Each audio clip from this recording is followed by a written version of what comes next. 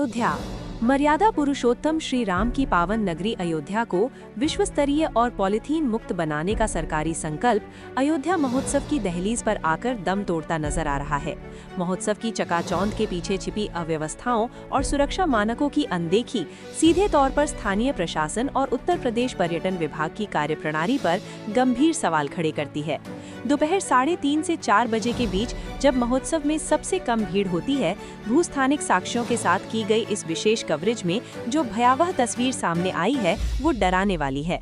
सवाल ये उठता है कि यदि न्यूनतम भीड़ के समय ये हाल है तो सायंकाल उमड़ने वाले जन सैलाब के समय सुरक्षा और स्वच्छता का क्या स्तर होगा। प्रशासनिक मानकों के अनुसार किसी भी बड़े आयोजन के लिए पुलिस अधिनियम 1861 की धारा 30 के तहत अनुमति और भारतीय नागरिक सुरक्षा संहिता के सुरक्षा नियमों का पालन अनिवार्य है, लेकिन यहाँ इन नियमों का सरेआम उल्लंघन दिख रहा है। महोत्सव परिसर में लोहे के खंभों के सहारे नंगे बिजली के तारों को दौड़ाया गया है, जो कि विद्युत विभाग के सुरक्षा मानकों और अनापत्ति प्रमाण पत्र के नियमों के विरुद्ध है। कड़ाके की ठंड और कोहरे के कारण इन लोहे के खंभों में कभी भी विद्युत प्रवाह उतर सकता है, जो किसी भी बड़े हादसे का कारण बन सकता है। सुरक्षा के लिहाज से आयोजन स्थल पर न तो रोगी वाहन तैनात दिखा और न ही अग्निशमन विभाग के मानकों के अनुरूप पुख्ता इंतजाम नजर आए। स्वच्छता अभियान की हकीकत तो और भी चिंताजनक है। नगर निगम द्वारा स्थापित शौचालय कक्ष गंदगी से इस कदर पटे पड़े हैं कि उनमें कीड़े रेंग रहे हैं। सफाई व्यवस्था की पोल तब और खुल गई जब वहां नगर निगम की पानी की टंकी तो खड़ी मिली, लेकिन वो पूरी तरह खाली थी। उसमें पानी का नामो निशान तक नहीं था। पानी के अभाव में शौचालय नरक बन चुके हैं और भयंकर दुर्गंध के कारण लोग इनका उपयोग करने के बजाय बाहर ही शौच करने को मजबूर हैं। मौके पर मौजूद एक नागरिक ने आक्रोश व्यक्त करते हुए कहा कि स्वच्छता का संदेश देने वाले जिम्मेदार अधिकारियों और नेताओं को असलियत देखनी है तो यहाँ आएं, जहाँ जनता की भारी भीड़ जुट रही है।